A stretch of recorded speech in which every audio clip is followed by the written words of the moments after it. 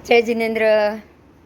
आज का लेक्चर शुरू करेंगे। हाँ हाँ, संयम का फल हमने कल जाना, तप का फल जाना, और ये जो जवाब दिया था वो सत्य है। अहम अहम मानिता के लिए ऐसा है, ऐसा नहीं होता।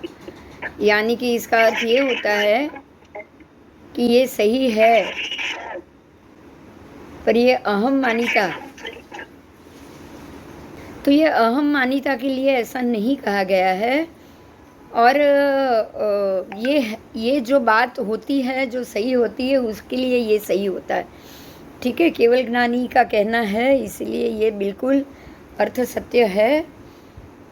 और गौतम स्वामी को भगवान ने कहा है कि वो श्रवणोपासक, जो श्रवण उपासक यानी कि जो पार्श्वनाथ भगवान के जो श्रवण भगवंत जो उनको मिले थे, स्थविर मिले थे, वो सब इस प्रकार के उत्तर देने में समर्थ है, वो असमर्थ नहीं है, क्योंकि वो पार्श्वनाथ भगवान के ही स्थविर है और वो भी केवल ज्ञानी है, तो इसीलिए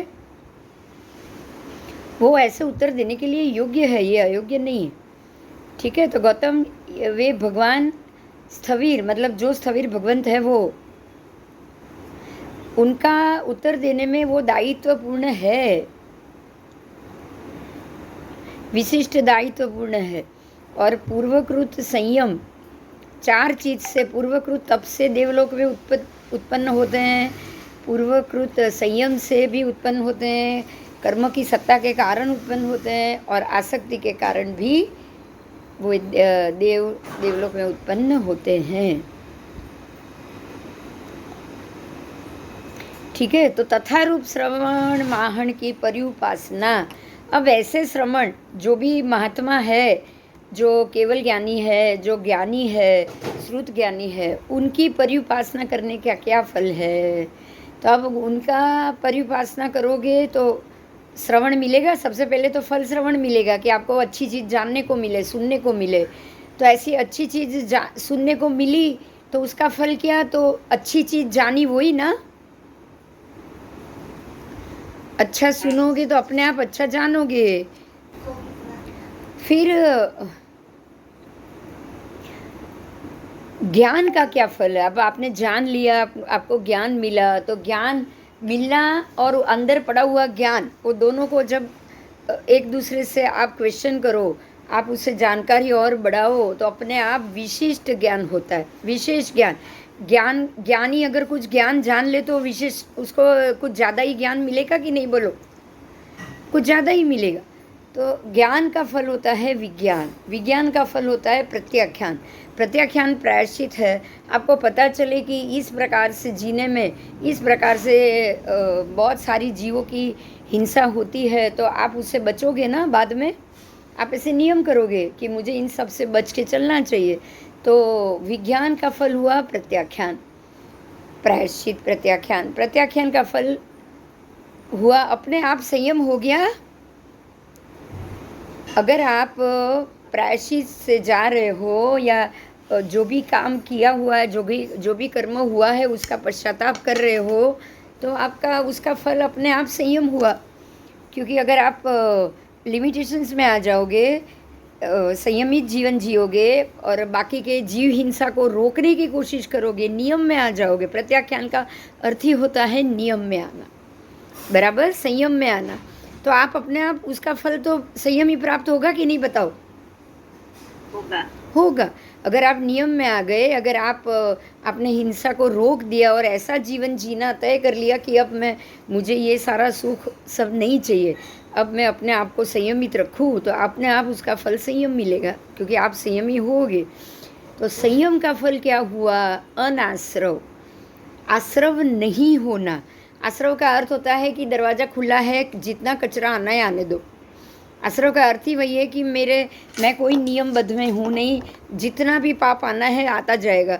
मुझे पता ही नहीं कि ये क्रिया करने से पाप हो रहा है। अगर मुझे पता भी है हो रहा है, फिर भी मैं कर रही हूँ, मैंने दरवाज़ा खुला छोड़ा है। तो अनाश्रव का अर्थ क्या होगा कि भाई आने दो, सब कचरा अंदर जमा होने दो। आश्रव का अर्थ होता है कि अब आप सारा कचरा बाहर निकाल रहे हो, दरवाज़ा बंद कर रहे हो। आश्रव का अर्थ ही है कि दरवाजा बंद करना है। आप अनाश्रव, संयम का फल है अनाश्रव। अनाश्रव का क्या मतलब हुआ? अनाश्रव का मतलब ये हो गया कि अब आप आश्रव नहीं कर रहे हो, बराबर। आश्रव का नहीं करना मतलब अब आप आश्रव नहीं कर रहे हो, अब आप कोई भी कर्म को अपने अंदर आने नहीं दे रहे हो। तो अंदर आने नहीं देना ही अनाश्रव हुआ। अनाश्रव का क्या फल है? अनाश्रव का फल है तप। अब आप अपने अंदर कर्म को या पाप को नहीं आने दे रहे हो, तो अपने आप आत्मा के ऊपर से कर्म अलग होंगे तो आप 12 प्रकार के तप कर पाएंगे। तो अगर 12 प्रकार के में से आपने बहुत सारे तप अगर कर लिए तो अपने आप निर्जरा शुरू हो गई। हाँ, तो तप का फल होता है निर्जरा। आप तप उसी लिए ही कर रहे हो ना कि मतलब विनय, व्यावच, प्रायश्चित, प्रतिक्रमण उसी के लिए ही है कि आप जो अंदर पड़े हुए कर्म है उसको निर्जरित कर पाओ। तो तप का फल है व्यवदान यानी कि निर्जरा। तो व्यवदान अर्थात निर्जरा का क्या फल है? आप निर्जरा करते जा रहे हो कर्म से, तो कर्म से निर्जरा ही होनी है, नया कर्म चढ़ना नहीं है। तो अक्रिय हो गए आप। हाँ, अक्रिय हो गए, आप कोई क्रिया नहीं कर रहे हो, क्रिया नहीं कर रहे हो, निर्जरा कर रहे हो, अंदर पड़े हुए कर्म को उतार रहे हो, नया कर्म बांध ही नहीं रहे हो। ये सारा प्रोसेस हुआ ही इसके लिए कि आप नया कर्म ना बांधो। तो अब आप अक्रिय हो चुके हो। तो अक्रिय होते होते होते होते एक दिन अक्रिय, 2 दिन अक्रिय, रोज अक्रिय, तो आयु पूर्ण होते होते अगर सारे कर्म खत्म हो गए तो अंतिम फल प्राप्त हो जाएगा आपको, वो है सिद्धि। ऐसा कहते हैं कि श्वासोच्छ्वास कर्म पूरे होने के पहले अगर आपके कर्म खत्म हो गए तो उसी भव में मोक्ष, बराबर। और अगर कर्म खत्म नहीं हुए, श्वासोच्छ्वास पहले पूरे हो गए और कर्म बाकी है, तो आपको दूसरा भव मिलेगा ना। हाँ, दूसरा भव लेना पड़ेगा वो बाकी कर्म खपाने के लिए भी। तो अक्रिया होना बहुत जरूरी है। अक्रिया का अंतिम फल है सिद्धि। तो इस प्रकार से श्रवण से ज्ञान, ज्ञान से विज्ञान, विज्ञान से प्रत्याख्यान, प्रत्याख्यान से संयम, संयम से अनाश्रव, अनाश्रव से तप, तप से व्यवदान यानी कि निर्जरा, व्यवदान निर्जरा से अक्रिया, अक्रिया के बाद हो गई सिद्धि। ये स्टेप हुए, बराबर।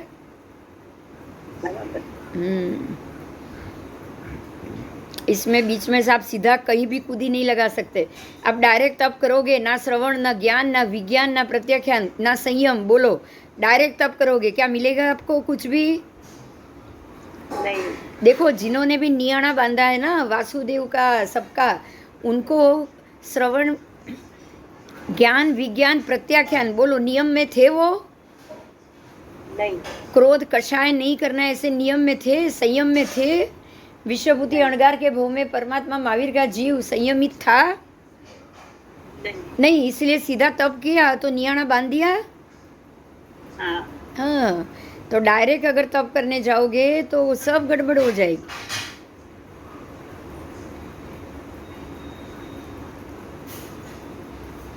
आओ, अब आगे बात की है अन्य यूथिक, मतलब अन्य जो धर्म वाले हैं उन्होंने ऐसा व्याख्यान किया, आख्यान किया है, भाषण किया है, मतलब प्रज्ञापना, प्ररूपणा किया है कि राजगुरु नगर के बाहर एक व्यवहार पर्वत है, बड़ा पर्वत जो व्यवहार गिरी है ना, उसकी बात। आज भी व्यवहार गिरी पर्वत तो है ही ना राजगुरु नगर में। हाँ, तो व्यवहार पर्वत के नीचे अध नामक एक विशाल द्रह है, बहुत बड़ा द्रह है, बहुत बड़ा द्रह यानी कि सरोवर। पर्वत के नीचे एक सरोवर है, उसकी लंबाई चौड़ाई अनेक योजन है। उसका तट भाग, उसका जो तट भाग किनारा है वो बहुत बड़े ध्रुम वनों से मंडित है। और वहाँ श्री संपन्न दृष्टा के चित्त को प्रसन्न करने वाला दर्शनीय, कमनीय, रमणीय है वो जो तट है वो। उसमें जलीय स्कंधों को ऊपर उठाने वाला ताप यानी कि बलाहक भाप बनते हैं। मतलब कि ये, इसको आप ऐसा कह सकते हो हमारी भाषा में गर्म पानी का झरा, बराबर। तो ये पर्वत है व्यवहार गिरी, उसके अंदर से एक उसके व्यवहार गिरी पर्वत के नीचे के भाग में एक झरा है पानी का, सरोवर कह सकते हो, कुंड कह सकते हो, कुंड, क्योंकि पर्वत पे तो कुंड ही होते हैं ना। तो वो कुंड में से गर्म पानी की भाप निकलती है, गर्म पानी आता है, बादल बनते हैं, वो भाप से बादल बनते हैं और बरसते हैं। तो ये जलाशय के भर जाने पे यहाँ सदा हमेशा सघन रूप में गरम गरम जल का अभिनिस्रवण होता है। समझ में आया? देखो ऐसा गर्म पानी का कुंड बहुत जगह, यहाँ वज्रेश्वरी में भी है, मालूम है? हाँ। उसके बाद ये गर्म पानी का कुंड आपको यहाँ जो है ना बद्रीनाथ, वहाँ भी मिलेगा, पता है वो? बद्रीनाथ केदारनाथ बहुत ऊंचाई पे है, मालूम है ना? बर्फ का एरिया, हमेशा बर्फ रहता है केदारनाथ पे 12 महीना, और बद्रीनाथ में 4 महीने 6 महीने बर्फ रहता है। तो वो बर्फीले एरिया में भी वहाँ गर्म पानी का झरना, मैंने खुद ने स्नान किया है उसमें, इसीलिए पता है। बराबर? तो ये बड़ा क्वेश्चन ये है कि इतनी ऊंचाई पे जहाँ बर्फ ज़्यादा हो वहाँ पे भी गर्म पानी आए तो उसका क्या कारण हो सकता है, बोलो? कोई बताएगा? કીધું તું આગળ પણ યાદ નથી આવતું કે શું કહેવાય exactly. हाँ, पर आम जनता, आम लोग, अन्य धर्मी तो क्या बोलेंगे इसको? खाली सोच के बताओ, अपन भगवान की बात नहीं करेंगे, अन्य लोग क्या बोलेंगे? ચમત્કાર. चमत्कार, वही बोलेंगे ना कि ये बर्फ वाले एरिया में भी गर्म पानी आ रहा है, नक्की कुछ ना कुछ चमत्कार है। साइंस तो इसको मानेगा नहीं। યોની હોય ને ત્યાં ઉપર એવું. हाँ हाँ, तो यही प्रश्न किया है गौतम स्वामी ने कि ऐसा कैसे होता है, पर्वत के नीचे या पर्वत के बीच में झरा हो और उसमें से गर्म पानी आए और बाकी सारी जगह ठंडा हो, तो ऐसा कैसे होता है? तब भगवान ने जवाब दिया है कि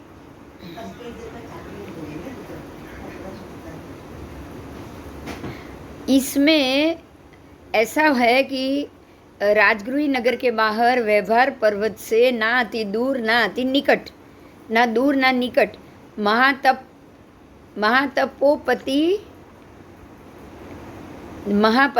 तपोपतिर प्रभव नामक निर्झर है।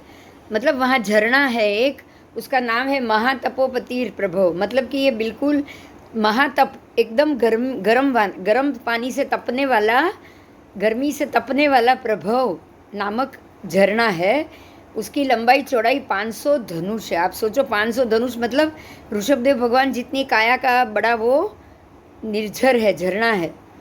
उसका तटभाग छोटे छोटे वनों से मंडित है। वो देखो पहले उन लोगों ने क्या बोला था, असंख्य योजन, अनेक योजन का लंबा चौड़ा, बराबर। अन्य धर्मी ने कहा था अनेक योजन लंबा चौड़ा। अनेक मतलब कोई आंकड़ा नहीं है, तो कम से कम आंकड़ा तो होना ही चाहिए, क्योंकि ये जो है ना हमारा भरत क्षेत्र वो ही 500 योजन का है, तो अनेक योजन तो कहाँ से आएगा, सोचो। संभव है? नहीं। मतलब ये झूठ बात हो गई, क्योंकि भरत क्षेत्र ही जब 500 योजन का हो, उसका मध्य खंड ही जब 250 योजन का हो, 265 योजन का हो, तो ये खाली एक पर्वत का झरना अनेक योजन का तो हो ही नहीं सकता, बराबर। तो भगवान तो केवल ही है, केवल ज्ञानी है, तो उन्होंने कहा ये 500 धनुष प्रमाण, 500 धनुष तो हो ही सकता है ना, क्योंकि 8000 धनुष बराबर एक योजन। तो ये 500 धनुष है, उसकी लंबाई चौड़ाई, मतलब ये छोटा ही है, ज़्यादा बड़ा नहीं है। और श्री संपन्न दृष्टा के चित्त को प्रसन्न करने वाला है। वो श्री संपन्न है, बहुत सुंदर है, आप उसको देखो तो आप प्रसन्न हो जाओ, ऐसा दर्शनीय, कमनीय, रमणीय है। पर यहाँ पे अनेक, ये गर्म क्यों है, ये झरना गर्म क्यों है? क्योंकि यहाँ अनेक उष्ण योनि, 3 प्रकार की योनि बताई है भगवान ने। कितनी प्रकार की? उष्ण योनि, शीत योनि। उष्ण यानी गर्म योनि, गर्म पानी का की योनि, शीत यानी ठंडे पानी की योनि, और शीतोष्ण जो गर्म भी नहीं ठंडा भी नहीं, जो नॉर्मल होता है। नॉर्मल झरना भी मिलेगा ना, शीत तो बर्फ वाला ही मिलेगा। आप देखो उत्तर ध्रुव और सब जगह पे बर्फ का ही झरना है कि नहीं, उसका बर्फ कभी पिघलता ही नहीं है, तो वहाँ पे शीत योनि के झरने हो गए। आज आप देखोगे कि हिमवान पर्वत तो छोड़ो, ये हिमालय, हिमालय पे बर्फ ही क्यों है? क्योंकि वहाँ पे शीत योनि का झरना है कि नहीं? हम्म, अगर शीतोष्ण हो तो नॉर्मल पानी बहेगा ना? हाँ हाँ, नॉर्मल बहेगा। तो यहाँ पे जो उष्ण योनि के जीव है वो पुद्गल उदक रूप में उत्पन्न होते हैं। पुद्गल उदक यानी कि पानी, पौद्गलिक पानी, पानी को पुद्गल कहा जाता है। हाँ, ये ध्यान रखिए, ये समूर्छिम नहीं है। दो प्रकार के आएंगे, पानी समूर्छिम भी आएगा और पुद्गलिक भी आएगा। तो पुद्गल उदक का मतलब ये हुआ कि ये पानी के जीव है जो जन्म लेते हैं और मरते हैं। पर समूर्छिम पानी क्या, उदक क्या हुआ? ये अपने आप 48 मिनट में खत्म हो जाएगा। तो यहाँ कोई उष्ण पानी के योनि के जीव जन्म नहीं लेते। समझ में आया? पानी के जीव होते हैं, ये तो हम जानते हैं बराबर। तो पानी के जीव अपने आप, जैसे हम एक बूंद इकट्ठी करेंगे तो असंख्य जीव होंगे एक बूंद में। हाँ तो वो एक बूंद हमको दिखाई देता है, राइट? राइट। तो ये जो दिख रहे हैं आपको, आप देख रहे हो, वो जो बूंद है वो पौद्गलिक हुआ, औदारिक शरीरी, पुद्गल वाला, पुद्गल धारक हुआ, पुद्गल शरीरी हुआ। हाँ तो ये पुद्गल शरीरी जीव है, उनकी आयु होती, बराबर निश्चित आयु होती। हमने देखा था ना एकेंद्रिय की आयु, याद है? 21,000 उत्कृष्ट और जगन्य। मगर जो समूर्छिम होते हैं उनकी आयु नहीं होती, वो आयु नहीं बना पाते, राइट? हाँ हाँ, तो समूर्छिम पानी होगा जो देव उसको विक्रिय करते, देव बारिश गिराए या देव लाके बारिश लाए, तो वो जो पानी है उसकी आयु नहीं होती है, बराबर? तो वो तो 48 मिनट में ख़त्म हो जाएंगी उनकी आयु, तो वो चला जाएगा पानी। हाँ या ना? हाँ भगवान जब समवसरण में चलते हैं तो पुष्प वृष्टि होती है, तो ये समूर्छिम फूल होते हैं, उनकी आयु नहीं होती, क्योंकि वो वैक्रिय फूल है ना।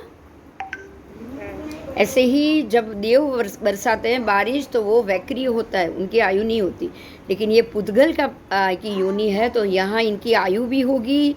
और ये जैसे सचमुच पानी, आप इसको ऐसे समझ सकते हो, ये पानी पियोगे तो प्यास बुझेगी। वो जो देवों का समूर्छिम पानी है वो पीने से आपकी प्यास नहीं बुझने वाली। क्लियर हुआ? हाँ अब काश्मीरा हुआ? हाँ थયું। अब કલ એટલે દેખાય, હા કલ દેખાય સમૂર્છિમ હા, પાણી। પૂતગલ દેખાય, સમૂર્છિમ ના દેખાય। હવે જેમ કે આપણે મારા જ થૂક અને જે 18 વસ્તુ હોય, યુરિન, ટોયલેટ, એ બધામાં મારા જેવા જ સમૂર્છિમ જીવ ઉત્પન્ન થતા હોય દર 48 મિનિટે, પણ એ દેખાય નહીં। ઓકે મારા જેવા જ, બિંદુ જેવા જ, બિંદુના મળમૂત્રમાં બિંદુ જેવા જ સમૂર્છિમ જીવ ઉત્પન્ન થાય। એટલે તો આપણને એક હાંડામાં એઠો ગ્લાસ નાખવાની કેમ ના પાડે છે? પાણીને એઠું કરવાની કેમ ના પાડે છે? બરાબર છે। કારણ કે એમાં જેની લાળ ગઈ ને, આ મારી લાળમાં મારા જેવા જ સમૂર્છિમ, બરાબર મારા જેવા જ પંચેન્દ્રિય શરીરવાળા જ બિંદુ જેવા જ સમૂર્છિમ જીવ ઉત્પન્ન થાય। કેવલી જોઈ શકે, આપણે ના જોઈ શકીએ, પણ એ સમૂર્છિમ જીવને આયુષ્ય મળતું નથી, એટલે એ 48 મિનિટમાં વિરમી જાય। પણ તમે આવી રીતના કંઈક મૂક્યું હોય, ટોયલેટ કરી હોય કે યુરિન કરી હોય, તો એમાં તો 48 મિનિટે વારે ઘડી ઉત્પન્ન થયા જ કરવાના છે ને। એટલે આ મારા સાહેબો માતૃને ઠલ્લેની વ્યવસ્થા કરતા હોય, સમજાય છે હવે કેમ? બરાબર। આપણે એમ કહી દઈએ કે ભાઈ હવે શહેરમાં એ લોકોએ વાપરવું જોઈએ, આમ કરવું જોઈએ, આપણેથી કંઈ શિખામણ આપવાથી કંઈ યોગ્ય થવાનું છે? બોલો, થવાનું છે? ના ના। હવે જંગલમાં જે લોકો રહે તો પોતાનું જ કલ્યાણ કરશે, આપણું કલ્યાણ કરી શકશે શહેરના લોકોનું નહીં। નહીં। એટલે એ લોકોને અહીંયા રાખવા, એ લોકો અહીંયા રહે અને માતૃ ઠલ્લાની પણ વ્યવસ્થા કરવી જોઈએ। આ બંને વસ્તુ થવી જોઈએ કે નહીં? એ તમારા માટે અહીંયા રહે તો એ લોકો શું કામ આનું માતૃ ઠલ્લાનું પાપ બાંધે? બોલો, દીક્ષા લીધા પછી એમને એનું પાપ બાંધવું જોઈએ? નહીં। સમજાય છે વાત આખી? એમાં તો સમૂર્છિમ જીવ ઉત્પન્ન થયા જ કરે છે, જીવોત્પત્તિ ચાલુ જ રહેશે। જો તમારું, આપણે આ ટોયલેટ જઈને આવ્યા, ફ્લશ કરી દીધું, ટોયલેટ તો ખતમ તો થવાનું નથી એની જાતે, તો એટલે એમાં તો સમૂર્ચિમાં આપણા તો ઉત્પન્ન થયા જ કરે છે ને. પ્રત્યેક એક જેટલા જીવ ઉત્પન્ન થયા એક 48 મિનિટમાં 48 મિનિટ જીવ્યા એના પછી હજી ટોયલેટ પડી છે તો એમાં તો દર બીજી મિનિટે સમૂર્ચિ ઉત્પન્ન થયા જ કરશે ને કન્ટિન્યુ. એ પાપ કોને? આપણને ને કે બીજાને? હા, એટલે એ યોની જુદી અને આપણે જે આપણું જે યુરિન નીકળે છે એ યોની જુદી. સમજાયું? આપણું યુરિન નીકળે છે એ ઔદારિક છે, પૂદગલિક છે. ઔદારિક શરીરમાંથી નીકળી રહ્યું એટલે પૂદગલિક પાણી છે. પણ જે દેવતાઓ જે વરસાદ વરસાવે એ સમૂર્છિમ વરસાદ જ વૈક્રિય વરસાદ પણ હોય જ. ક્લિયર થઈ વાત હવે? હા, એટલે આ જે પાણી છે ને પાણીના જરામાં જેમ આપણા યુરિનમાં જેમ જીવ ઉત્પન્ન થાય છે ને, યુરિન એ ઉદક પાણી થયું કે નહીં? પૂદગલ ઉદક પાણી થયું કે નહીં? તો એમાં પૌદ્ગલિક જીવ હોય, પાણીના જીવ. સમજાયું?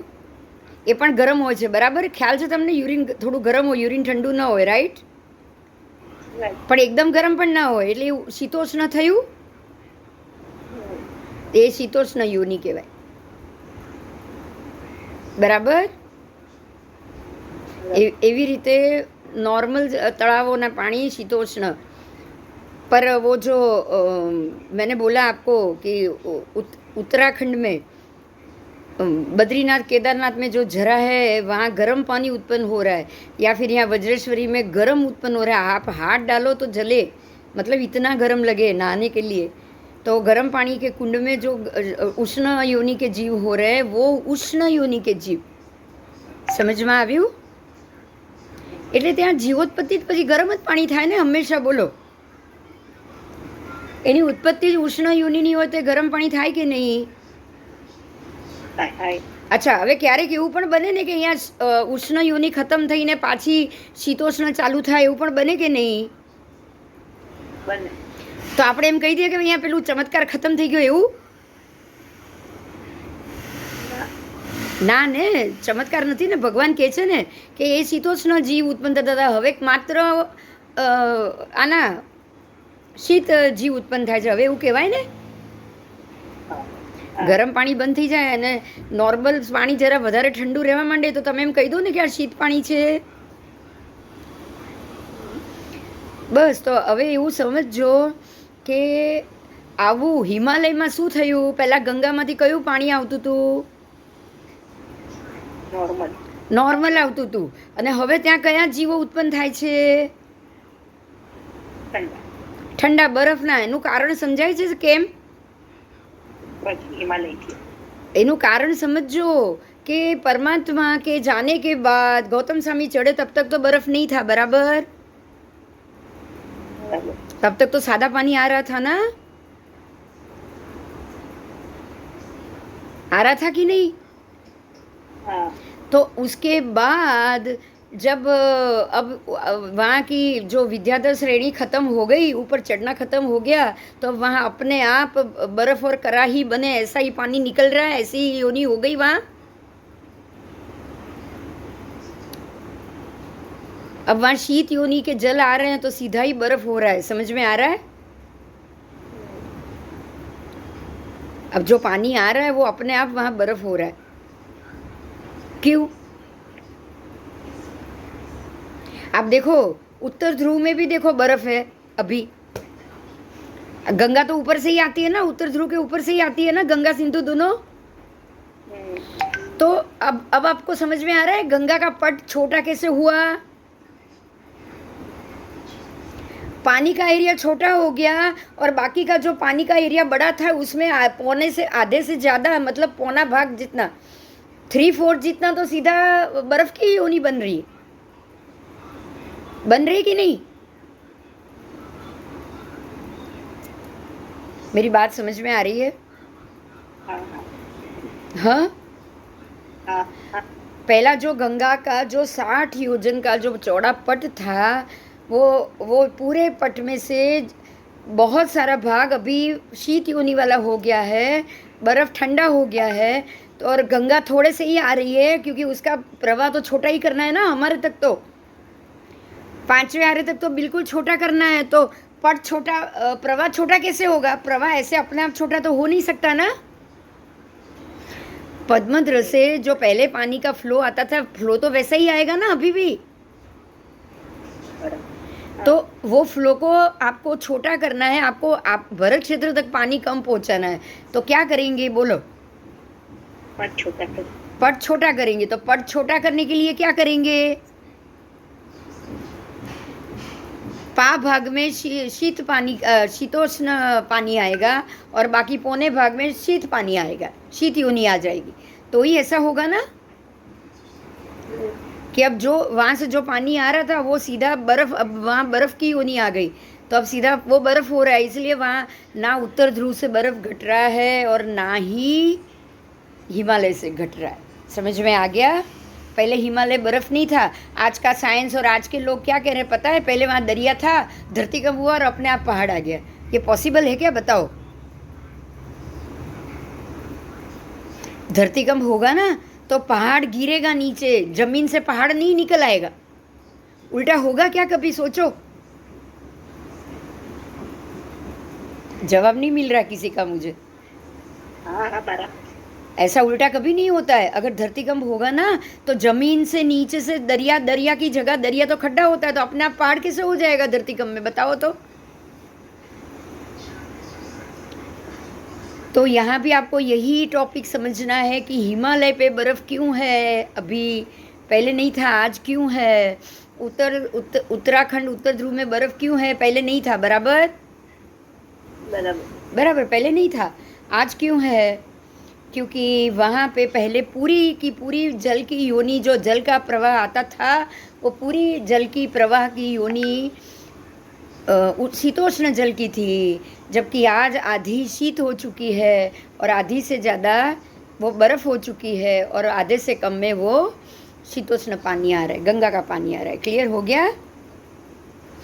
तो पद्मद्र से उतना ही फ्लो आएगा, लेकिन यहाँ आते आते आधा बर्फ़ हो जाएगा और हम तक आधा पानी पहुँचेगा। एकदम क्लियर हो गया ना?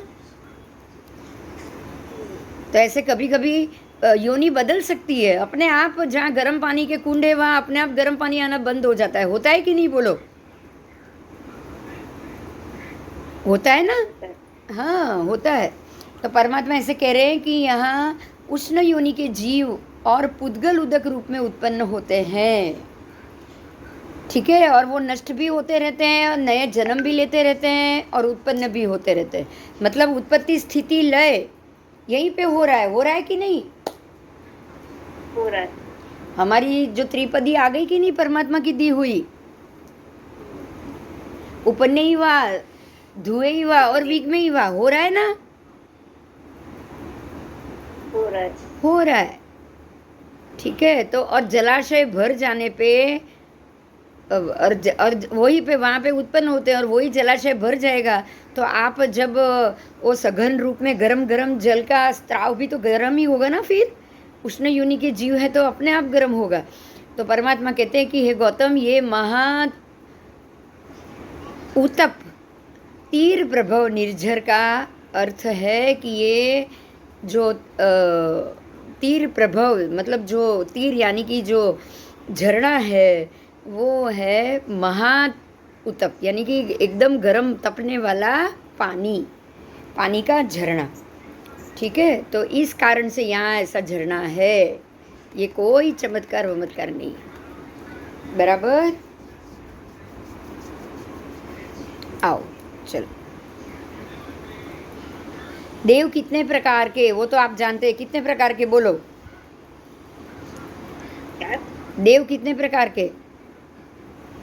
क्या? हाँ 4। कौन से कौन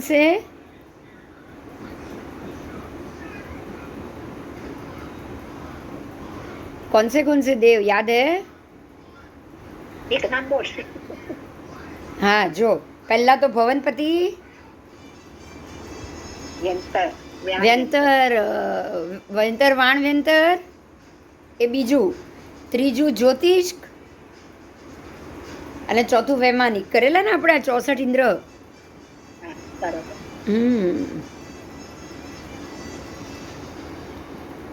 चल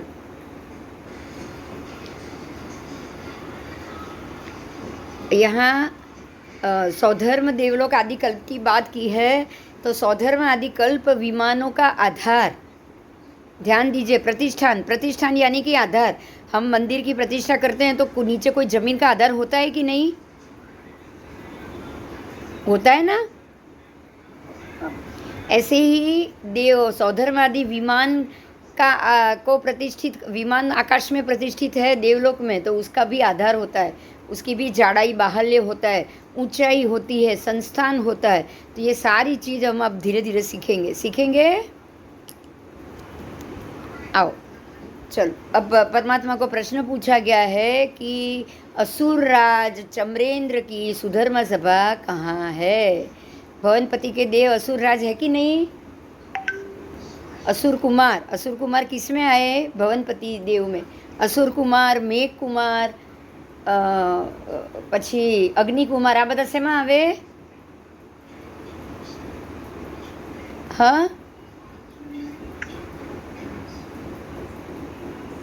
વીજ ભવનપતિ દેવ શેમાં આવે? તો ભવનપતિ ક્યાં રહે છે બોલો? આપણે બધું કર્યું છે. ભવનપતિ ક્યાં રહે છે? રત્નપ્રભા નરક પૃથ્વીમાં. ક્યાં રહે છે? એમના મહેલ ક્યાં આવ્યા? હા, રત્નપ્રભા નરક પૃથ્વીમાં આવ્યા. आओ, तो असुरराज चमरेंद्र कहाँ रहते हैं? तो जम्बू द्वीप की बात की है। मेरू पर्वत से दक्षिण में आना है, भरत क्षेत्र आएगा पहले। मेरू पर्वत से दक्षिण में भरत क्षेत्र के पीछे पीछे असंख्य द्वीप समुद्र को पार करना है, थोड़े नहीं असंख्य द्वीप समुद्र। उसको पार करके आगे जाओगे तो अरुणवर द्वीप आएगा। अब जो द्वीप आएगा असंख्य द्वीप समुद्र के बाद, तो उसका नाम है अरुणवर द्वीप।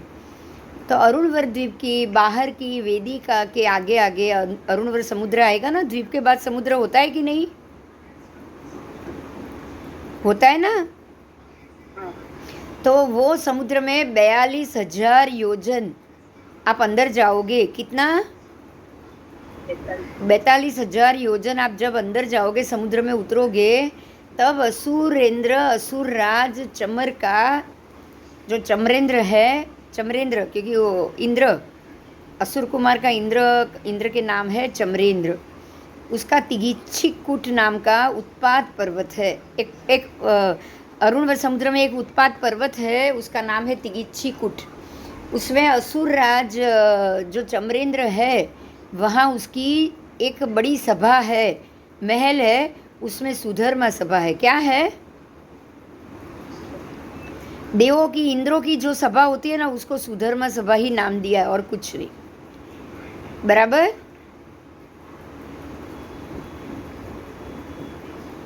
अब ये जो उत्पात पर्वत जो वो समुद्र में है, उसकी ऊंचाई 1721 योजन ऊंचा, 1721 योजन वो ऊंचा है।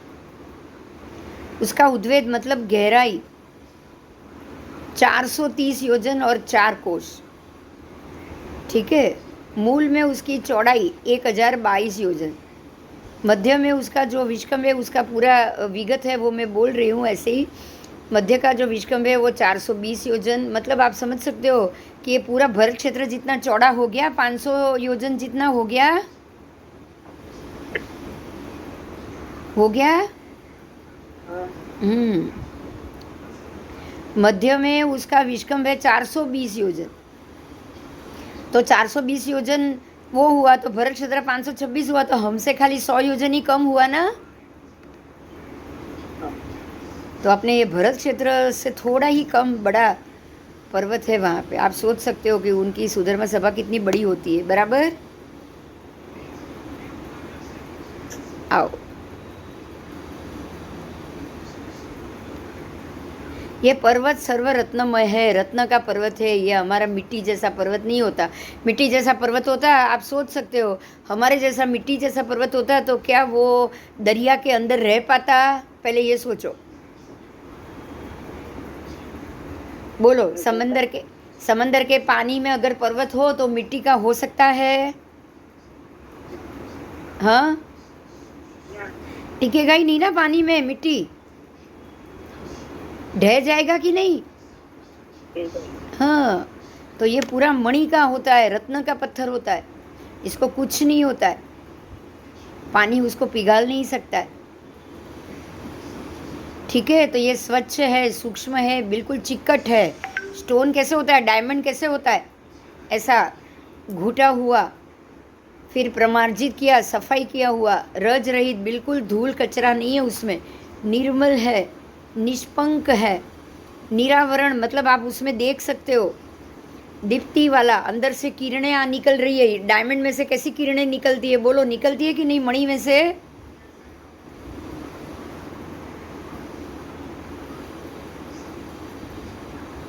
ठीक है, प्रभा वाला, उद्योत युक्त, प्रकाशवान। अंधेरे में अगर वो मणि आ जाए तो प्रकाश होता है कि नहीं?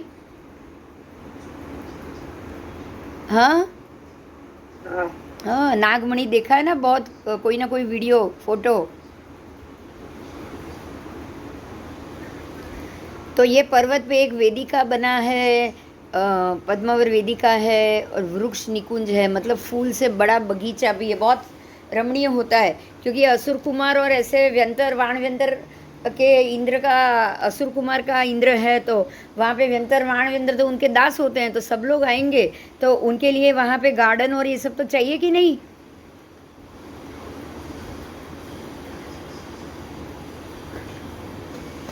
ठीक है, तो अब ये यहाँ पे उसके बराबर मध्य भाग में, पर्वत के मध्य भाग में बहुत बड़ा प्रासाद वतंसक, यानी कि बहुत बड़ा महल है। प्रासाद वतंसक का मतलब महल, समझ में आया? एक बहुत बड़ा महल है, उसकी ऊंचाई 250 योजन ऊंचा और उसकी लंबाई चौड़ाई 125 योजन चौड़ा। 250 योजन ऊंचा मतलब पूरा आधा भरत क्षेत्र हो गया, बराबर। वो पर्वत के ऊपर जो महल है, वो महल ही 250 योजन का, मतलब पर्वत पूरा भरत क्षेत्र जितना, और जो महल है वो आधा भरत क्षेत्र जितना। आप सोचो, खाली मैं ये इसलिए कह रही हूँ कि आप इमेजिन तो करो कि कितनी बड़ी जगह होगी, सोचो। अब ये पर्वत के ऊपर बड़ा प्रासाद, प्रासाद के बराबर बीच में एक मणि पीठिका है। मणि पीठिका का अर्थ क्या हुआ पता है? मणिमय पीठिका, यानी कि आपको पता है एक बेड जैसा होता है, वो जिसमें वो आपने वो इसमें बहुत बार देखा होगा, ऐसा सोफा नहीं आता है जिसके ऊपर आप आराम से बैठे बैठे सो सको। रिक्लाइनर। हाँ, रिक्लाइनर जैसा आप आराम से सो सको। पर ये रिक्लाइनर नहीं, आप सीधे हो जाओ और लंबा हो जाए, अपने आप मूव करे, ऐसा नहीं, लेकिन ऐसी मणि की ही पीठिका। वो ऐसे सोफे बनते थे ना पहले, आराम से टिके रखकर आप सो सको, पैर लंबा करके सो सको, ऐसे सोफे बनते थे, बराबर। तो ऐसी पीठिका होती है, और वो पीठिका बराबर मध्य में है, और ये मणि पीठिका, उसकी लंबाई चौड़ाई, इसकी जो पीठिका है,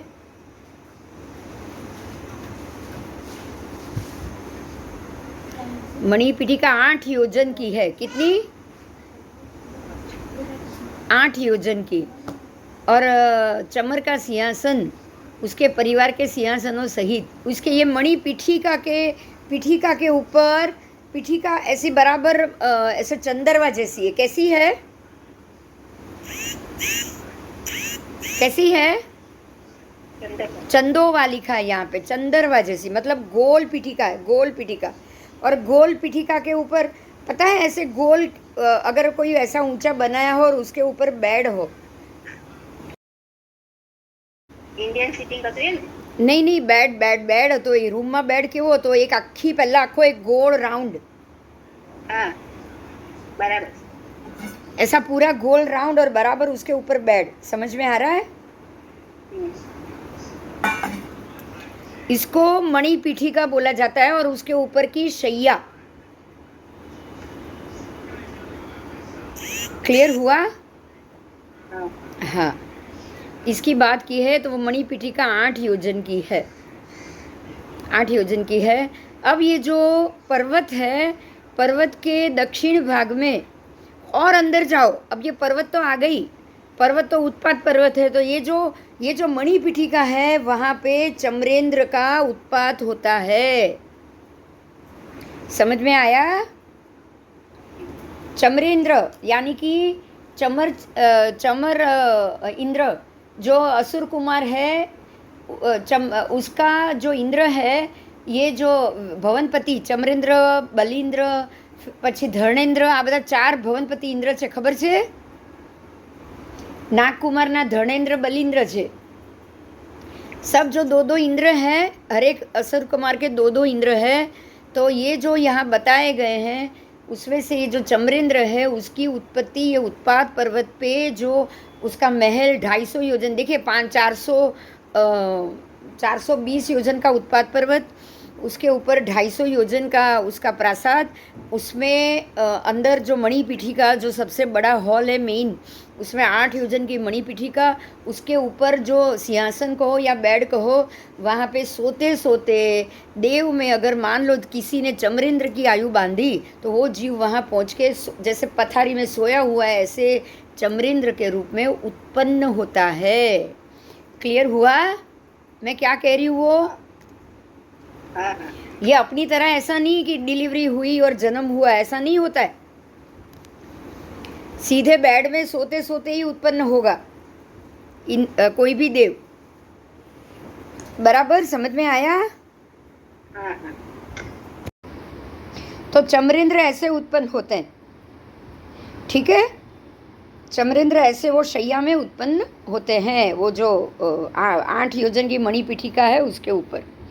अब ये तो तिगिच्छिकूट है, ये तो उसका उत्पात पर्वत हुआ, यहाँ तो खाली वो उत्पन्न होगा, मगर वो रहेगा कहाँ? उसकी राजधानी तो यहाँ नहीं होगी ना। यहाँ वो उत्पन्न होता है, उसके बाद वो तो सीधे युवान वय में ही उत्पन्न हो जाते हैं। देव तो कभी वृद्ध होते ही नहीं, उनकी कोई आयु बचपन या युवानी या वृद्धावस्था तो होती ही नहीं। बराबर बराबर। तो जैसे ही उत्पन्न होंगे वो यहाँ से सीधे अपनी राजधानी में जाएंगे। कहाँ जाएंगे? अपनी तो હોય ને લોકોને તો હોય શું એ લોકોને તો હોય ને જન્મ એન્ડ હોય પણ એન્ડ સુધી શરીર તો એવું ને એવું જ હોય ને। હા એ જ પૂછું છું। હા એટલે સીધા યુવાન જ ઉત્પન્ન થયા। બરાબર, યુવાન જ મરે પણ જેવા ઉત્પન્ન થયા એવા પછી અહીંયાથી ક્યાં જાય? પોતાની રાजधानी પોતાના ઘરે તો જશે ને, જશે કે નહીં? સમજાયું કશું? हाँ हाँ हाँ हाँ आओ आगड़। तो अब ये तिगच्छिकूट कहाँ था? देखो अरुणवर द्वीप के किनारे से 42,000 अंदर गए तो ये पर्वत आया। बराबर। ऐसे लोगोની राजधानी क्या हो? हाँ ये जो बोलूँ છું પહેલા આટલું સમજાયું। हाँ હવે પર્વતથી આગળ 655 અબજ, કેટલું? 6 અબજ 55 करोड़ 35 लाख 50,000 योजन और समुद्र में जाना है। कहाँ जाना है? और समुद्र के अंदर। ये तो किनारे पे था ना, 42,000 योजन में ही आ गया ना उत्पात पर्वत। तो देखो आप कैसे जैसे जुहू बीच ये बीच से आप अंदर जाओगे तो आप अंदर गए तो 42,000 योजन अंदर गए तो ये पर्वत मिला। राइट? हाँ।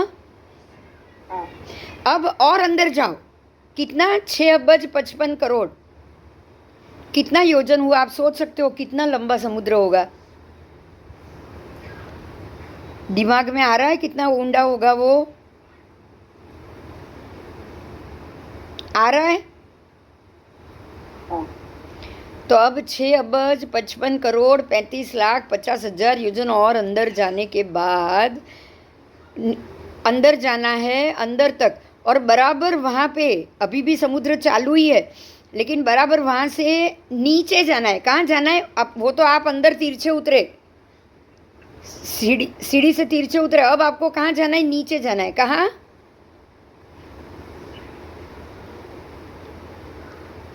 अब कहाँ जाओगे? हेलो, नीचे। अब नीचे उतरोगे, ऊंडे ऊंडे नीचे अधो में। ये आप तिरछा गए, समुद्र के अंदर उतरे, बराबर? अंदर जा रहे हो, ध्यान से सुनो, आप जूहू बीच से समुद्र में जा रहे हो, राइट? जैसे जैसे अंदर जाओगे, ऊंडाई नीचे नीचे उतरते जाओगे ना आप। समुद्र तो ऊपर नहीं चढ़ रहा है, आप ऊंडे उतर रहे हो, बराबर? तो आप ऊंडे कितने उतरे? कितने ऊंडे तक उतरे? 42,000 योजन। 42,000 योजन आप ऊंडे उतरे तो आपको वहाँ पर एक पर्वत मिला, तिगिच्छकूट। अब वो पर्वत को छोड़ के आप और आगे जाओगे, 6 अब्ज 55 करोड़, 35 लाख और 250 आप अरे 35,50,000 आप और इतने योजन और समुद्र में गहरे उतरे। समुद्र में आप सीधा नहीं जा सकते, आपको ऊंडाई जाना पड़ेगा। ये तो बात क्लियर हो रही है ना? तो आप उतने और ऊंडाई में नीचे उतर रहे हो। आप नीचे मतलब सीढ़ी की तरह उतर रहे हो। अभी आप सीढ़ी की तरह उतर रहे हो। समुद्र सीधा नहीं होता है, समुद्र ऐसा होता है, बराबर? आप सीढ़ी की तरह उतर रहे हो। तो 655 अब्ज और अंदर पानी में उतरे, 35,50,000 आप उतरे पानी में। अब उसके बाद आपको 40,000 नीचे जाना है ऊंडाई में। क्लियर हुआ? अब सीधा अधो में जाना है। अब अंदर नीचे 40,000 अधो में उतरोगे, तब आपको रत्नप्रभा नरक पृथ्वी का एरिया आएगा। रत्नप्रभा पृथ्वी का 40,000 योजन अवगाहन करने पर, समझ में आ रहा है? आप नीचे और 40,000 योजन जाओगे तो रत्नप्रभा नरक पृथ्वी आएगी, और वो रत्नप्रभा नरक पृथ्वी के अंदर चमरचंचा नाम की इन लोगों की राजधानी है। ક્લિયર હુઆ? પહેલા કીધું તું વાત ચમચંચા. હા, પણ આજે તમને મેં દરિયાની અંદર ઉતરીને સમજાવ્યું. બોલો, ક્લિયર થયું? તમને હવે એ ખ્યાલ આવ્યો કે આપણી નીચે તરત રત્નપ્રભા નથી? આપણી નીચે તરત રત્નપ્રભા છે? બોલો. नहीं, कम से कम पहले आप तिरछे 42,000 जा रहे हो, मतलब क्या हो गया पता है? 6 अब्ज 55 करोड़ और 35 की जगह आपको उसमें 35,50,000 की जगह आपको और कितना जोड़ना पड़ेगा?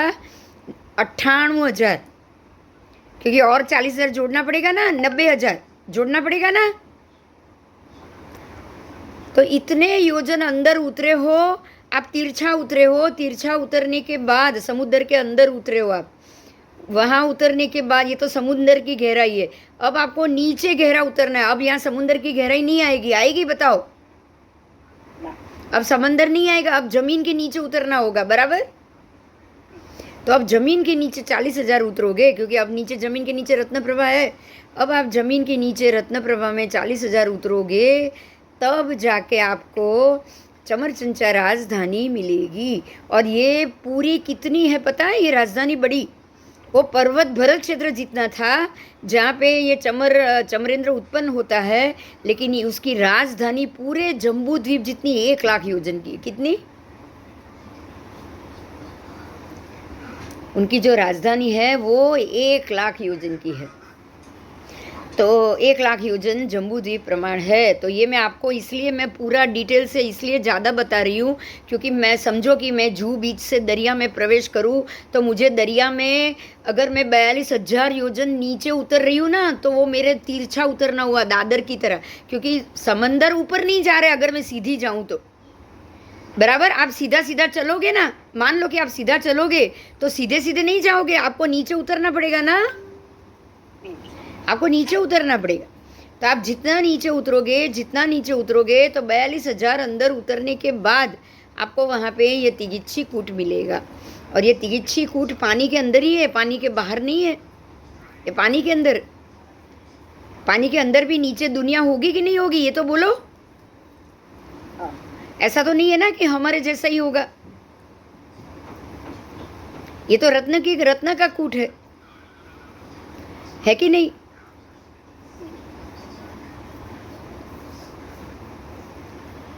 चलो, तो हमको ये समझना पड़ेगा, बाहर हवा में ये महल और ये उनका उनके जन्म का, देवों के जन्म का स्थान ऊपर तो नहीं हो सकता ना हवा में, बताओ? हो सकता है? बोलो, हो सकता है? ना नहीं, ऐसे नहीं हो सकता है। चलो, तो अब ये हुआ असुरेंद्र, असुर कुमार चमरेंद्र की चमरचंचा राजधानी, जो 1,00,000 योजन जम्बूद्वीप जितनी चौड़ी और बड़ी है, उसकी पीठिका, वहाँ पे एक मणिमय, वहाँ की उसकी जो पीठिका है, ये राजधानी में भी मणिमय पीठिका है, बहुत बड़ी पीठिका। तो वो पीठिका कितनी है? 16,000 योजन। कितनी? 16,000 योजन जितनी चौड़ी, उसका बराबर बीच की पीठिका, और वो पीठिका में उसकी बड़ी सुधर्मा सभा है। क्या है? सुधर्मा सभा, देवों की सभा होती है ना, तो इसकी सभा की पीठिका 16,000 योजन चौड़ी हो गई, बराबर।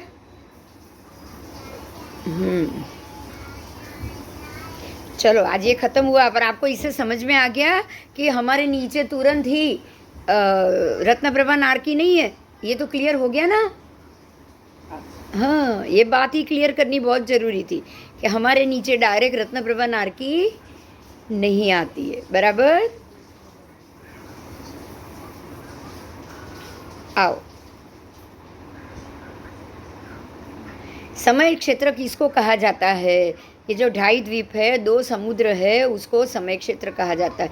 देखो यहाँ है ना, आपको एक एक छोटे छोटे प्रश्न आ रहे हैं, क्यों पता है? परमात्मा को जितने भी सवाल किए ना, वो सब आज हम जानेंगे, बराबर, बराबर ना? तो समय क्षेत्र किसको कहा जाता है? 2.5 द्वीप और 2 समुद्र, इतना ही समय क्षेत्र है, क्योंकि समय क्षेत्र में ही सूर्य चंद्र घूमते हैं, और जहाँ समय क्षेत्र नहीं है वहाँ सूर्य चंद्र नहीं घूमेंगे। तो 2.5 द्वीप के बाहर अंतिम स्वयंभू रमण समुद्र तक का पूरा एरिया समय क्षेत्र नहीं है, ठीक है? चल,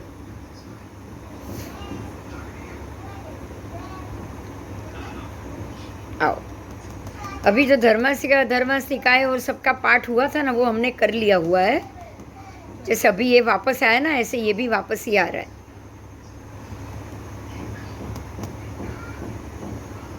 वो गौतम स्वामी ने सवाल किया है कि हे प्रभु, उत्थान, कर्म, बल, वीर्य और पुरुषकार, पराक्रम, ये 5 तो हमने जान लिया था। इसके कारण जीव अपने आत्मभाव यानी कि आत्म प्रवृत्ति से खुद ही जीवी प्रवृत्ति करता है, बराबर। आत्मा ही प्रवृत्ति करता है, इसलिए उसको आत्म प्रवृत्ति कहा जाता है। आत्म प्रवृत्ति से जीव होने को के कौन से भाव प्रकट करता है, तो क्या उसको क्या कहा जा सकता है? तो भगवान कहते हैं कि हाँ गौतम, उत्थान, कर्म, बल, वीर्य और पुरुषकार, पराक्रम से युक्त जीव अपने आत्मभाव से जीव भाव को प्रकट करता है। देखो, अपने आत्मभाव से जीव भाव को प्रकट करना, इसका अर्थ समझ में आ रहा है? मैं मेरे आत्मभाव से मेरे जीव भाव को प्रकट कर रही हूँ। कैसे कर रही हूँ बताओ? हाँ, मेरे आत्मभाव से, मतलब कि मुझे खाना है, मैं खा रही हूँ, वो प्रकट हो रहा है, बराबर। देखो, मैं खाना खा रही हूँ, वो प्रकट हो रहा है, सब लोग देख सकते हो, राइट? पर मुझे खाना अच्छा लगा नहीं लगा, मुझे भूख है कि नहीं है, वो कोई जान सकता है मेरे बगैर? हाँ, नहीं जानी શકે, राइट?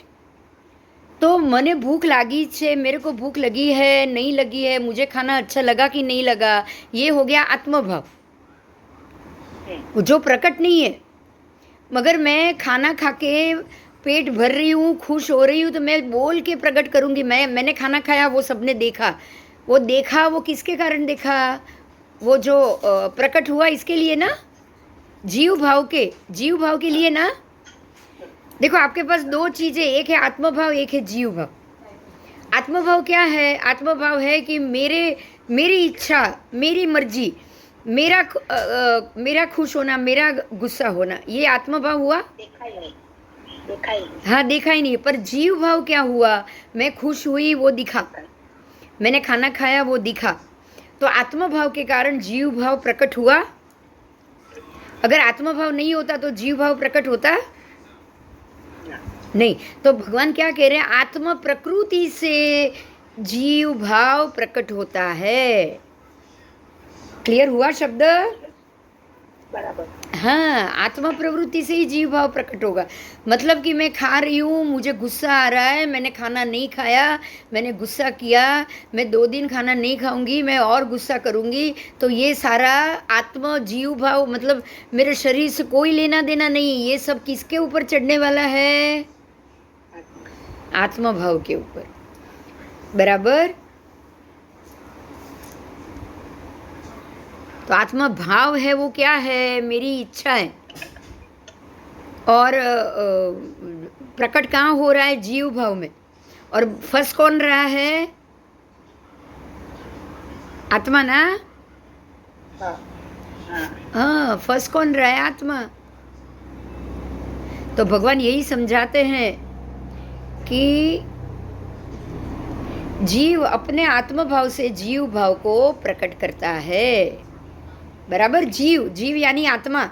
आत्मा भाव से जीव भाव यानी कि मेरी इच्छा के भाव को, इच्छाओं को प्रकट करता है ना? हाँ, ऐसा कहा जा सकता है।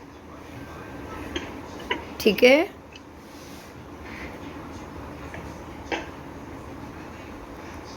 और वो उत्थान, कर्म, बल, वीर्य और पुरुषकार, पराक्रम, ये 5 चीज से युक्त जीव, 5 युक्त। અમિતાબેન બી ગયેલા બિંદુ.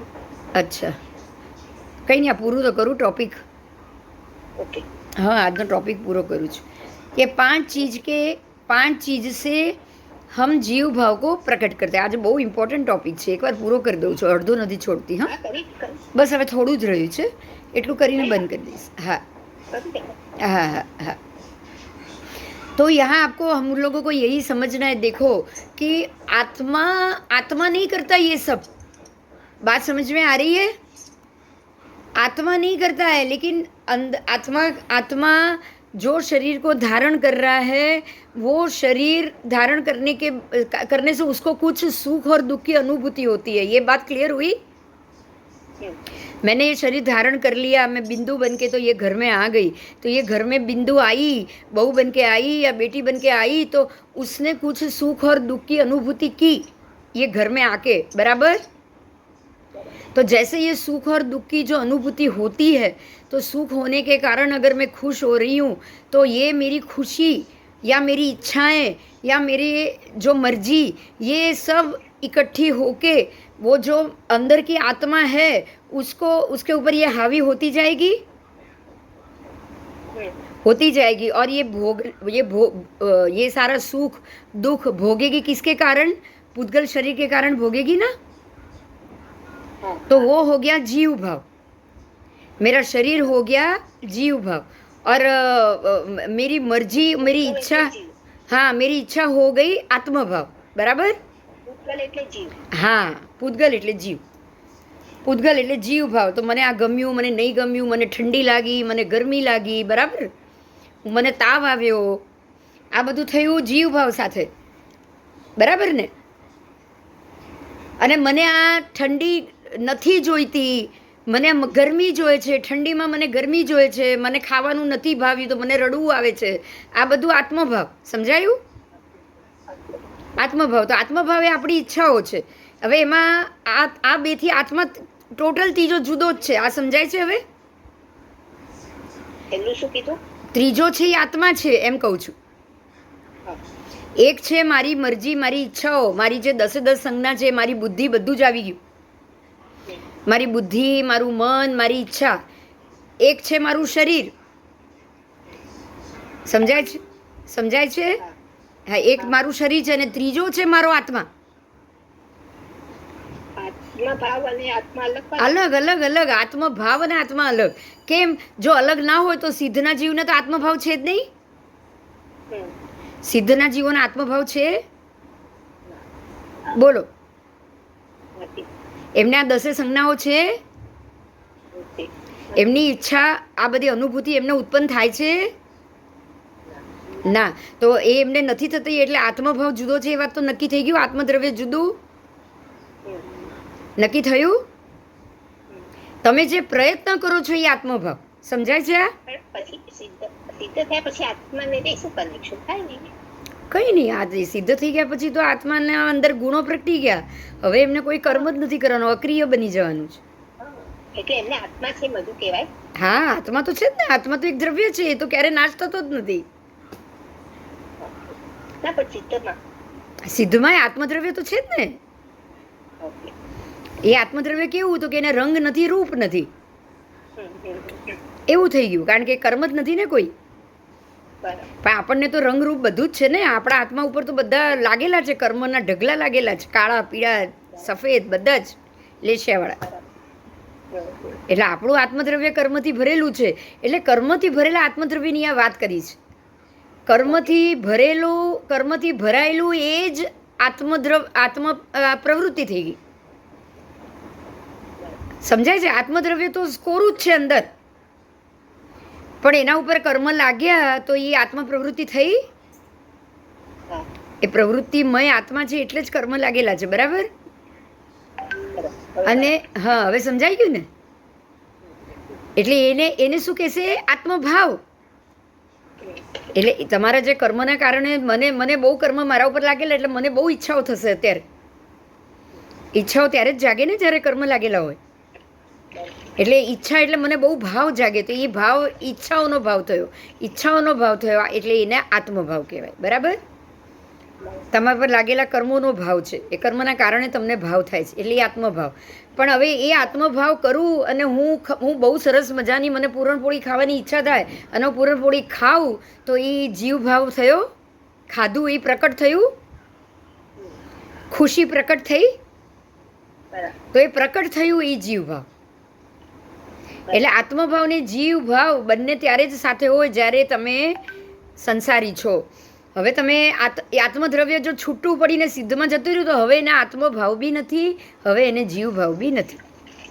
બરાબર. સમજાઈ ગયું ને? હા, બસ. તો હવે આપણે આને આત્મભાવને કેવી રીતે કાઢવાનો? જીવ ભાવ તો ખબર જ છે, શરીર છે. જીવ ભાવ વગર તો આત્મભાવ નીકળવાનો નથી. જીવ ભાવ આત્મા પર લાગેલા કર્મ નીકળવાના નથી જીવ ભાવ વગર. રાઈટ? તો આપણે જે કર્મ, ઉત્થાન, કર્મ, બલ, વીર્ય અને પુરુષકાર, પરાક્રમ, આપણે 5 વસ્તુ કરીએ તો જ આપણો આત્મભાવ ખતમ થશે ને, આત્મ પ્રવૃત્તિ ખતમ થશે ને. આત્મ પ્રવૃત્તિ ખતમ થઈ ગઈ એટલે એની જાતે જ જીવ પ્રવૃત્તિ બી ખતમ. આત્મ પ્રવૃત્તિ એટલે કર્મની લેશિયાઓ ને તમારા ઈચ્છા ને તમારા ભાવો ને તમારી સંજ્ઞાઓ જો ખતમ થઈ ગઈ ને, તો તમારે હવે એની જાતે તમારો જીવ ભાવ પણ શૂન્ય. એટલે હવે આત્મા છૂટો થઈને બહાર નીકળી જશે. સમજાયું? જો એક દહીં છે, એક માખણ છે. માખણ દહીંમાંથી જ નીકળે છે, પણ માખણ કરો તો જ તમે પેલો દહીંને વલોવો તો જ એ માખણ થઈને બહાર આવે ને. હવે એની અંદર માખણ તો રાખવાનું નથી, એમાંથી ઘી બનાવવાનું છે. રાઈટ? તો હવે તમે એને ઉકાળીને ઘી કરો તો એ સિદ્ધનો જીવ થયો. ઉકાળીને તમે જે બનાવો એ. સમજાયું? સમજાયું? એટલે આ જે હા, દોષો બધા કાઢી નાખ્યા. એટલે હવે અંદરથી માખણમાં તો દોષો બહુ છે, મલાઈમાં બી દોષ બહુ છે, જમાવેલું દહીં છે એમાં પણ દોષ બહુ છે. વલોવીને દોષ બધા કાઢો છો એટલે માખણ નીકળ્યું. પણ એ માખણને જ્યારે ગરમ કરશો ત્યારે પાણી કચરો બધો નીકળી જશે. એટલે બધા કચરા નીકળી ગયા આત્મામાંથી, ત્યારે આત્માના ગુણ પ્રગટ થાય. એ ગુણ એ ઘી. બરાબર? હવે એ ઘી અંદર જ પડેલું પણ પહેલાં દેખાણું નહીં.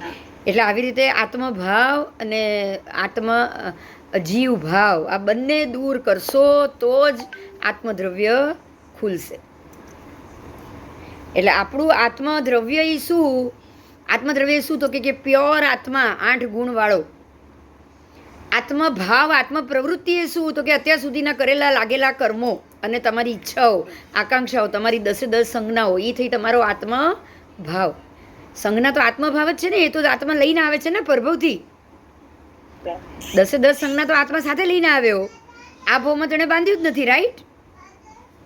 એટલે એ આત્મભાવ થયો. હવે આ ભાવમાં હું શું કરું છું? તો એ જીવ ભાવ થશે. બરાબર. એટલે હું એવું કરું કે જૂના પણ નીકળે ને નવા પણ ના ચડે. એને કહેવાય આ પાંચે કે ઉત્થાન, કર્મ, બલ, વીર્ય અને પુરુષકાર પરાક્રમ. ત્યારે જ આ કર્મનો નાશ થાય અને આત્મા છૂટો પડી ગુણો પ્રગટે ઘીની જેમ અને એ આત્માજીને સિદ્ધ ગતિએ બેસ. ક્લિયર થયું આજે? હા. એટલે આજનો ટોપિક છે આત્મભાવ, જીવ ભાવ અને આત્મદ્રવ્ય. ત્રણ વસ્તુઓ જુદી છે. સમજાઈ ગયું? હા. બોલ, પ્રશ્ન છે કંઈ? મજા આવી? હા. હવે આની અંદર જ શું શું છે જોઈ લે. હવે આમાં જીવ એ શું છે? હવે હું પૂરું કરી દઉં જરા આટલો. હા.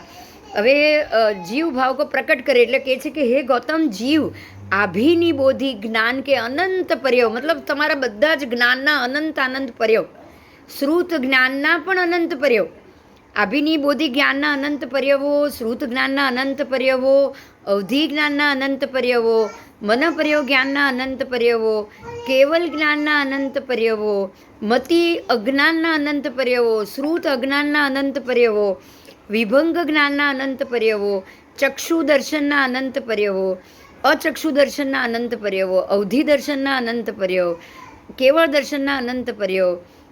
આ પર્યવોનો ઉપયોગ કરે છે જીવ. કોનો ઉપયોગ કરે છે? તો કે આ બધા પર્યવોનો ઉપયોગ કરે છે. અજ્ઞાન, જ્ઞાન, દર્શન, ચક્ષુ દર્શન, અચક્ષુ દર્શન બધાનો ઉપયોગ કરે. ઉપયોગ એટલે કે એનો વપરાશ કરે. હું મારી બુદ્ધિનો વપરાશ કરું છું કે નહીં? બરાબર. આત્મપ્રવૃત્તિ કોના કારણે થાય છે એ સમજવાનું છે. તો કે આ દર્શન જ્ઞાનના અનંત પર્યવો જીવ ઉપર પડેલા છે. એ બધામાં પ્રવૃત્ત થઈ, આત્મા એમાં પ્રવૃત્ત થઈ અને ઉપયોગ લક્ષણવાળો કહેવાય. આ બધાનો ઉપયોગ પ્રાપ્ત કરે છે. એટલે જીવ ઉપયોગ લક્ષણવાળો છે. હવે ઉપયોગ લક્ષણવાળો જો એનો સ્વભાવ હોય તો દરેક વસ્તુમાં પડપૂછ કરે ને પંચાયત કરે તો નવા કર્મ બાંધ્યા કરે કે નહીં? એટલે એ જે તમારા જે ઉપયોગ લક્ષણ છે ને એને ઝીરો કરવાનું છે. સમજાયું? તમે આ ઉપયોગ લક્ષણને ઝીરો કરશો ને તો જ તમે આ બધાના ઉપયોગમાંથી બહાર આવી જશો. જ્ઞાન, દર્શન, શ્રુત અજ્ઞાન બધામાંથી બહાર આવી જશો અને માત્ર અક્રિય બનશો એટલે તમારું કેવળ જ્ઞાન ઓટોમેટિકલી આત્મા ઉપરના બધા જ પડડો ખુલી જશે. સમજાય છે શું કરવાનું? જ્ઞાન લેવા નથી જવાનું. લેવા ત્યાં સુધી જ જવાનું છે કે તમને આખો રસ્તો સમજાઈ જાય.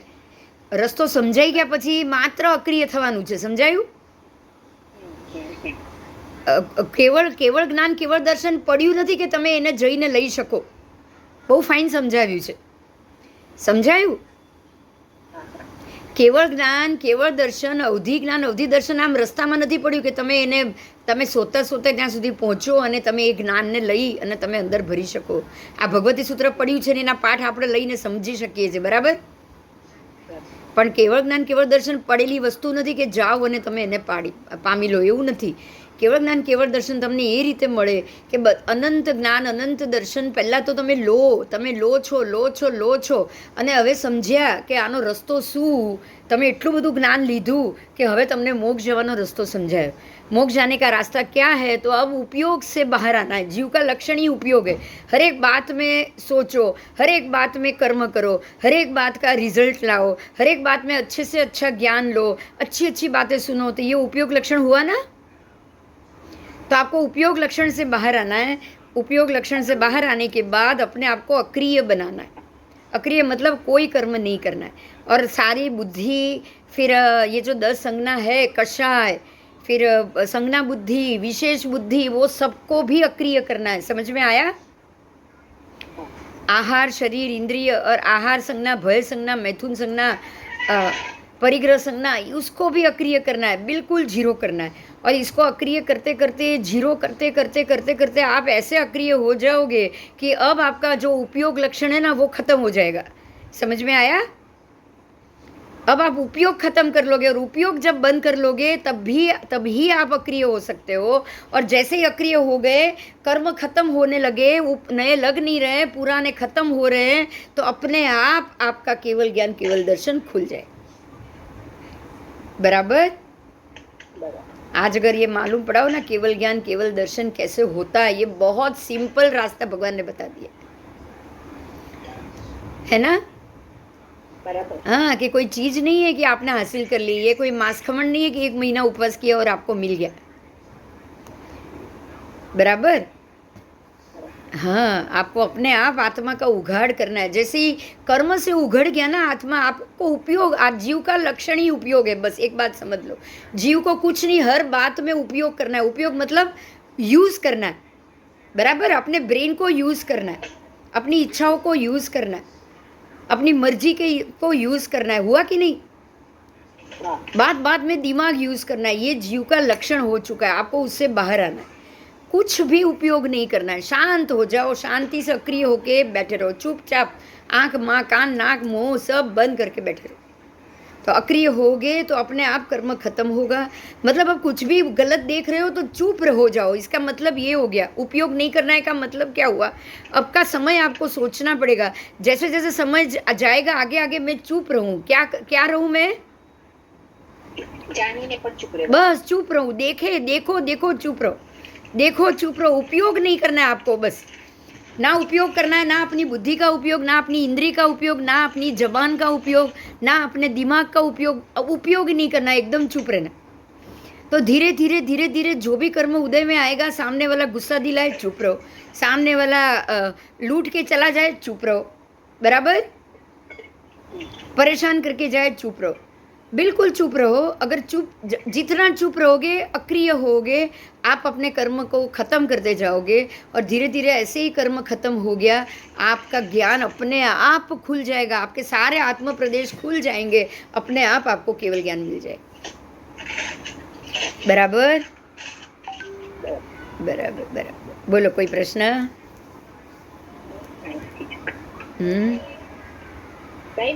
हाँ हाँ हाँ, बस तो હા હા, ચલ ચલ. જય જિનેન્દ્ર, જય જિનેન્દ્ર. સારું હતું આજે તું હતી, પૂરું થઈ ગયું.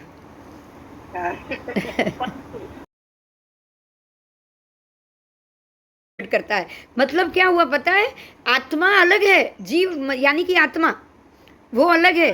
वो अपने आत्मा भाव से, आत्मा अपने आत्मा भाव से, यानी आत्मा अपने उपयोग से, अपनी संज्ञादि उपयोग से जीव भाव को प्रकट करता है. बोलो, अपने आप બધું સમજાઈ ગયું? ક્લિયર? એટલે આત્મા જુદો અને આત્માનો ઉપયોગ જુદો,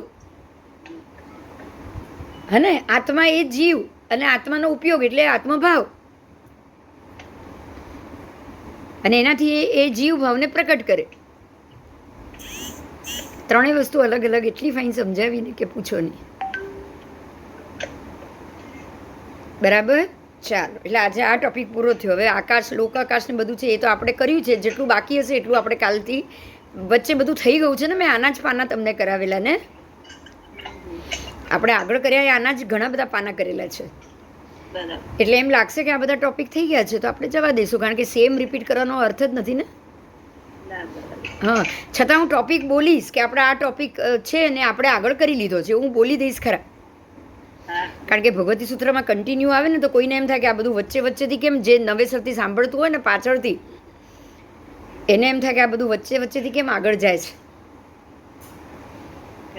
હા, એટલે હું એમ કહી દઈશ કે આપણે આ ટોપિક આગળ કરી લીધો છે. બરાબર. હા, ચાલો. જય જિનેન્દ્ર. હવે કાલે મળીએ રોજના ટાઈમે. ભલે, ચાલો. જય જિનેન્દ્ર.